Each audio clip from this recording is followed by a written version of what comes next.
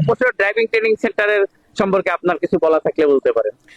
আসলে উপশহর driving training centre একটা আস্থার প্রতীক, একটা ভালোবাসার প্রতীক, একটা মানে দায়িত্বশীলতার প্রতীক। আমি চাইবো যে যারা গাড়ি চালানো শিখতে চায় তারা ধরো উপশহর ড্রাইভিং ট্রেনিং সেন্টার আসে, এবং এখানে আসলে আপনারা আসলে বুঝতে পারবেন যে অনেকে আছে যে কথা কাজে মিল থাকে না বা থাকে না। আপনি এখানে আসলে এখানে একদিন ক্লাস করলে আপনারা বুঝতে পারবেন যে আসলে এখানে বিষয়টা কি।